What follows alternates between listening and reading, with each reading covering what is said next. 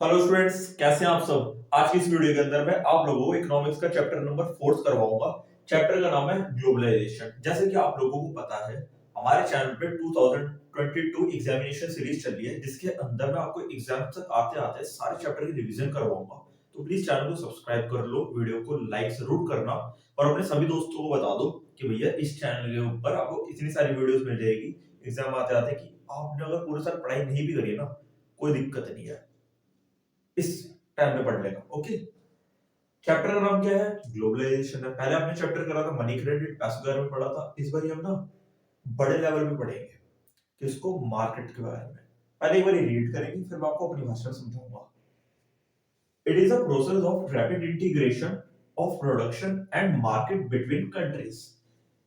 ये तो है डेफिनेशन। पहले हम नॉर्मल भाषा में समझ लेते हैं कि ग्लोबलाइजेशन क्या होता है।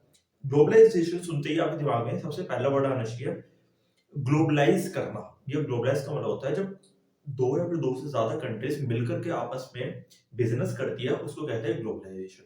पहली बात। अब सीधी सी बात है, जब हम हमारा देश दूसरे देश के साथ बिजनेस करेगा तो भी हम भी उनके गुड्स का इस्तेमाल करेंगे, वो भी हमारे गुड्स का इस्तेमाल करेंगे। गुड्स यानी कि चीजों का।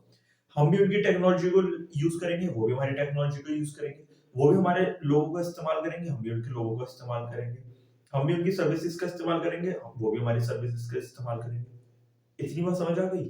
जब दो देश आपस में मिलकर क्या कर रहे हैं, काम कर रहे हैं, इंटीग्रेट होकर के कर रहे हैं। इंटीग्रेट अगर समझ नहीं आता है, यहाँ पर वर्ड लिखा हुआ है इंटीग्रेशन, तो आप ये समझ लो जब दो कंट्रीज के बीच में इंटरकनेक्शन बन जाता है, उसको कहते हैं। क्लियर? अब डेफिनेशन समझते हैं। ये क्या एक प्रोसेस है जिसमें इंटीग्रेशन होता है प्रोडक्शन एंड मार्केट का। प्रोडक्शन यानी कि जब हमारा देश और दूसरा देश आपस में मिलकर क्या करेंगे, प्रोडक्शन करेंगे। एग्जांपल देता हूँ लेस का। लेस क्या आपको पता होगा कि वो इंडियन ब्रांड नहीं है, वो फॉरेन का ब्रांड है, बट वो इंडिया के अंदर भी बनता है और आप उसको खाते हो। इसी तरीके से हमारी एक ब्रांड है, वो है टाटा मोटर्स। टाटा की गाड़ी है, जैसे आपने पता होगा टाटा इनोवा, वो हमारे हिंदुस्तान के अंदर भी बिकती है और बाहर की कंट्रीज के अंदर भी बिकती है। तो यानी कि इंटीग्रेट हो गई है कंट्रीज, यानी कि मिलकर के प्रोडक्शन कर रही है और मार्केट कर रही है। मार्केट यानी कि चीजों को बेच रही है एक दूसरे के देशों के बीच में। ठीक है। दूसरा, जो भी आपको मैंने बताया, अब बिजनेस है भैया, तो मूवमेंट भी होगी गुड्स की, सर्विसेज की और टेक्नोलॉजी की। किसके बीच में? कंट्रीज के बीच में। ओके। एक एग्जांपल और चाइना का। अब एक बात बताओ, तुमने देखा होगा कि चाइना की काफी सारी चीजें होती है, उसके पीछे लिखा होता है मेड इन चाइना। तो इसका मतलब क्या है कि जो चाइना वाले हैं वो हमारे देश के अंदर अपना सामान बेच रहे हैं। तुम्हें एक बात और पता है, इवन चाइना के अंदर भी काफी सारे ऐसे गुड्स, ऐसी सर्विसेज होती हैं जिसके पीछे ये लिखा होता है मेड इन इंडिया। जी हाँ, मे भी आपको नहीं पता क्योंकि आपने चाइना नहीं गए, बट वो भी हमारे चीजों का इस्तेमाल करते हैं, हम भी उनकी चीजों का इस्तेमाल करते हैं। तो क्या होता है, कंट्रीज मिलकर के काम कर रही है, इसे कहते हैं ग्लोबलाइजेशन। होप आपको अच्छी तरीके से समझ आएगा। आगे चैप्टर और खुलेगा, आपको और अच्छी तरीके से समझ आएगा। इसको नोट कर लो, फिर आगे बढ़ेंगे। तो स्टूडेंट्स, अभी हमने पढ़ा ग्लोबलाइजेशन, जब एक कंट्री दूसरी कंट्री के साथ मिलकर के क्या करती है, बिजनेस करती है। अब एक बात बताओ, जब एक कंट्री दूसरी कंट्री के साथ बिजनेस कर रही है, अब ये तो है नहीं रेडी लगा करके खड़े हो जाओगे, नहीं। तो क्या है, जो ये कंपनीज के थ्रू काम करा जाता है, यानी कि अगर हमें दूसरी कंट्री में जाना है तो हम कैसे कर जाएंगे, एक कंपनी बनाएंगे, ठीक है, और वहां जाकर के काम करेंगे। सुनो मेरी बात, अगर बाहर की किसी कंट्री की कंपनी को आना है और कुछ चीज को बेचना है, तो वो भी क्या है, कंपनी के रूप में ही आएगी। कंपनी का क्या होता है, एक बिजनेस की फॉर्म होती है, उसके फॉर्म के अंदर वो यहाँ पर आती है। अभी थोड़ा सा इतना समझो, जब 11th ट्वेल्थ में आ जाओगे ना तो प्रॉपर मीनिंग समझ आएगा कंपनी क्या होती है। फिलहाल अभी यहाँ पर मल्टीनेशनल कॉर्पोरेशन के बारे में आपको पढ़वा रहा हूं मैं।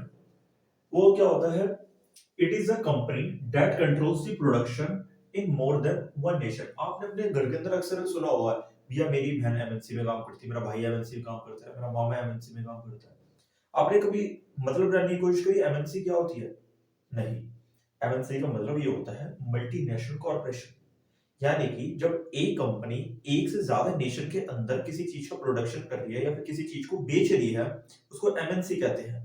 दोबारा नॉर्मल भाषा समझो, जब आपका जो गुड है, यानी कि आपकी कोई चीज है, मान लो आप हिंदुस्तान के हो, आपकी हिंदुस्तान के अंदर तो चीज बिकती ही बिकती है, साथ में बाहर की कंट्रीज के अंदर भी आप बेच पा रहे हो। जैसे कि टाटा हो गई, ठीक है ना, टाटा स्टील हो गई, टाटा मोटर्स हो गई, ठीक है ना, ये हिंदुस्तान के अंदर भी चीज बेचती है, ये बाहर की कंट्रीज के अंदर भी चीज बेचती है। टोयोटा हो गई यानी फॉर्च्यूनर, ये नहीं फॉर्च्यूनर हिंदुस्तान में चलती है, फॉर्च्यूनर नेपाल में चलती है, पाकिस्तान के अंदर भी चलती है। रेंज रोवर हो गई, इंडियन ब्रांड है एज यू नो, ठीक है ना, ये हिंदुस्तान के अंदर भी है, ये बाहरी कंट्रीज में भी है, ये मल्टीनेशनल है। मल्टीनेशनल यानी कि मल्टी नेशनल, यानी कि मल्टी में बहुत सारे, नेशनल यानी कि नेशन यानी कि देश। जब एक से ज्यादा देश के अंदर जब किसी चीज का प्रोडक्शन या होता है या फिर किसी चीज को बेचा जाता है उसको कहते हैं मल्टीनेशनल कॉर्पोरेशन। क्लियर? यहाँ पर ये भी लिखा हुआ है production of goods and service globally. Globally यानी कि अब तो समझ आ गया होगा, set up their factories and offices globally, यानी कि वो क्या करते हैं मल्टीनेशनल कॉर्पोरेशंस यानी कि एमएनसी क्या होती है, हर देश के अंदर अपनी फैक्ट्रीज लगा देती है। जैसे लेज हो गई, लेज क्या है हिंदुस्तान के अंदर ही बनता है, आप लोगों को पता ही होगा, है फॉरेन का ब्रांड बट बनता कहाँ पर है, यहाँ पर बनता है। क्लियर? तो वो क्या करते हैं अपनी फैक्ट्रीज को यहाँ पर लगा देते हैं, अपनी ऑफिस को यहाँ पे लगा देते हैं। रीजन यहाँ पर लगाने का कि भैया वो वहां से बना के क्यों नहीं बेचते, तो वहां से बेचेंगे तो भैया ट्रांसपोर्टेशन का बहुत ज्यादा खर्चा आएगा, वहां पे जो लेबर होती है वो महंगी होती है, इंडियन में जो लेबर होती है वो सस्ती होती है, सस्ते में काम करने के लिए रेडी हो जाते हैं। बिलीव मी, इंडिया के अंदर लोग 15-15 हजार रुपए के लिए काम करने के लिए रेडी हो जाते हैं। चलो भाई, तो वो क्या करते हैं इस बात का फायदा उठाते हैं, वो अपने यहाँ पर लेकर के आ जाते हैं अपना धंधा, और यहाँ पर देखते हैं सस्ती लेबर है, सस्ते लोग हैं, सस्ता पानी है, सस्ती जगह है, यहाँ पर सामान बेचते हैं। खुद देखो 1 किलो आलू कितने रुपए के आते हैं भैया, 20 रुपए के, और ये 20 रुपए के अंदर कितने लेस मिलते हैं, लिफाफे भर भी नहीं मिलते। ठीक है ना, एजुकेशन पर्पज से समझा रहा हूँ अभी बस आप लोग वाली बात, कोई बेइज्जती नहीं कर रहा, अच्छी बात है वो कर रहे हैं। अब आता है method used by MNCs to interlink, यानी कि जो बड़ी बड़ी कंपनियां हैं हमारे देश के अंदर एंटर किस तरीके से करती है, यानी कि अब ये तो है नहीं कि आई लगाई बेचना शुरू, तो एक रीजन देती है, वो तरीके क्या होते हैं अब हम उसके बारे में पढ़ेंगे। बहुत इंपॉर्टेंट टॉपिक है, दिमाग में बिठाना। वो ये है setting up partnership with local companies, यानी कि जब भी कोई बाहर की कंपनी कोई बड़ा ब्रांड आता है ना, तो आते ही वो क्या करता है छोटी छोटी जितनी भी कंपनीज है उससे पहले वो हाथ मिला लेता है, पार्टनरशिप कर लेता है।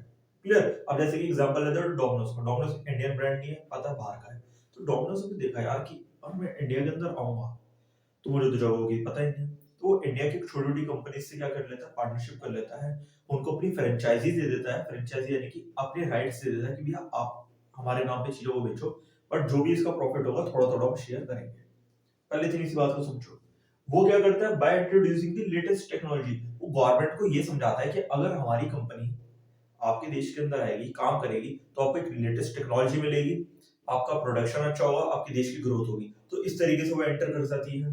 और तरीका क्या होता है by using the local companies to supply their goods, वो क्या करती है देखती है कि अच्छा हिंदुस्तान के अंदर काफी सारे गुड्स जो होते हैं, काफी सारी चीजें होती है, उनका कोई नाम नहीं होता, वो लोकल ब्रांड बन जाते हैं, तो क्या करती है उन कंपनियों को खरीद लेती है। ठीक है, अभी एक नाम नहीं लूंगा, वैसे नाम आ रहा है मेरे दिमाग में, बट क्या होता है समटाइम्स ना बेकार लगता है अपने देश के बारे में बोलना, तो क्या करती है उन छोटे छोटे से ब्रांड्स को खरीद लेती है और अपने नाम बना करके उसको बेचती है। इतनी बात समझ आती है? अब छोटा सा एग्जांपल समझ लो, वो है टमाटो सॉस का, तुम टमाटो सॉस कौन सी खाते हो और वो कौन सी फॉरेन ब्रांड की है, चीज तो वही है ना, बट तो हमारे देश के टमाटर से ही है ना। क्लियर? दोबारा रिवाइज करते हैं। एमएनसी का फुल फॉर्म क्या है?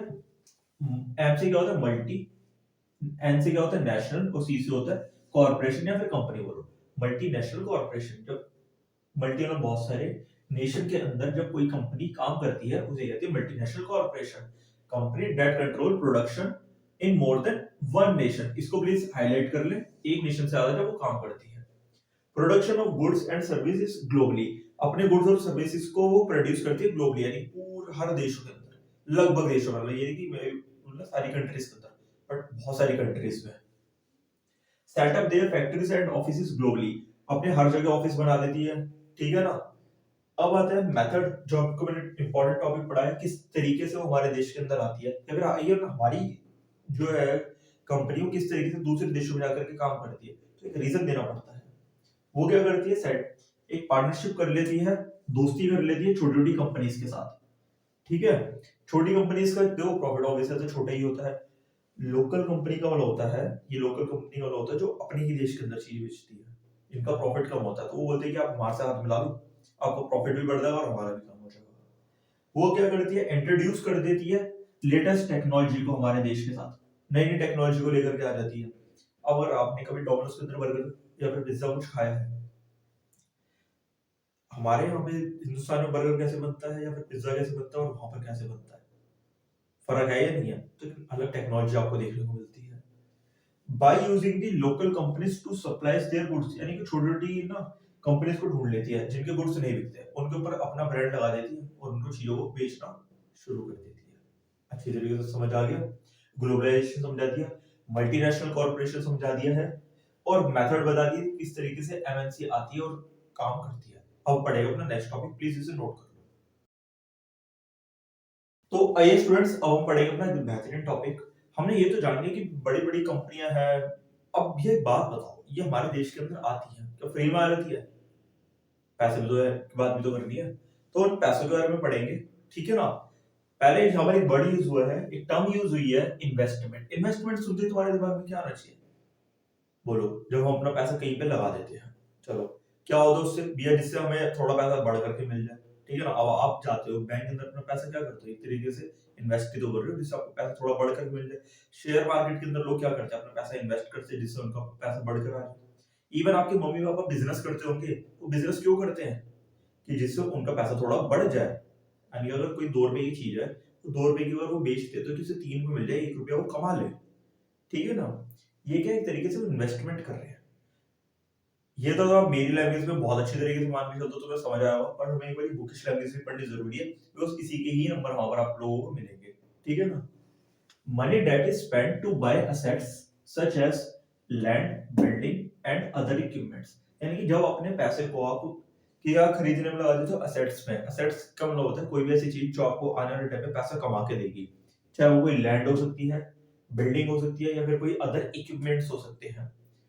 भैया और ढंग से समझाओ। देखो, आप पैसा कहाँ पे लगाओगे? या तो आप जमीन खरीदने में, जैसे कि मैंने आपको बोला, आपके मम्मी पापा क्या करते हैं, बिजनेस। तो बिजनेस किस पे करते हैं? जमीन पे तो करेंगे, तो पहले दुकान तो खरीदनी पड़ेगी, तो वो क्या एक इन्वेस्टमेंट है। या फिर एक बिल्डिंग खरीदनी पड़ेगी, या फिर कोई अदर इक्विपमेंट्स खरीदने पड़ेंगे। तो ये सब क्या होती है, इन्वेस्टमेंट होती है, जिससे आपको आने वाले टाइम पे रिटर्न्स मिलेंगे। जो यहाँ पर असेट्स वर्ड यूज हुआ ना, इसके अंदर ही जो रिटर्न वर्ड है ये इंक्लूड होता है। क्लियर? अब आता है फॉरेन इन्वेस्टमेंट। सुनते समझ आ रहा है? ऐसी इन्वेस्टमेंट जो फॉरेन वाले करते हैं हमारे यहाँ पर, वो क्यों करते हैं भैया? जिससे ज्यादा पैसा है। अब मैंने आपको 2 मिनट पहले समझाया था कि इंडिया के अंदर लेबर सस्ती है, जगह सस्ती है, पानी सस्ता है, बहुत सारी चीजें सस्ती है, तो यहाँ पे प्रॉफिट भी ज्यादा होता है। तो बाहर की कंपनी हमारे देश में क्यों आ रही थी सारी? इसी चक्कर में। तो when foreign countries invest their money और any assets in our country, यानी कि जब वो अपने पैसे को या फिर अपनी किसी और एसेट को या फिर अपनी कोई बिल्डिंग, लैंड को हमारे देश में आकर के इन्वेस्ट कर देती है, ठीक है ना, तो उसको क्या कहते हैं, फॉरेन इन्वेस्टमेंट करते कहते हैं। क्लियर? एमएनसी जो आती है, वो जो अपना पैसा लेकर के आती है, उसको भी फॉरेन इन्वेस्टमेंट ही कहते हैं। इसे भी नोट कर लो। फिर करेंगे अपना नेक्स्ट टॉपिक, उसके बाद इस वीडियो को ना यहीं पे रोक लेंगे। बहुत सिंपल सा है, वैसे तो वो ट्रेड बैरियर के ऊपर है, बट पहले एक बार नोट करो।